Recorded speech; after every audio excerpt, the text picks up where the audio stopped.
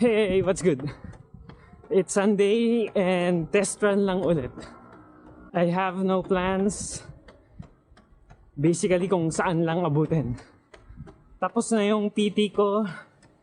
Bale yung 5th and 6th sessions in the last couple of days. They were more about exercises and what I can do after the sessions. Kasi syempre hindi naman yun magic na magaling na ako agad. I have to continue doing stuff at home. Tsaka di ko pa alam kung magko-consult ba ako ulit sa doctor. Let's see. Sino excited manood ng Spider-Man Brand New Day? Kahit papano, umabot pa rin ng 10 kilometers in this run.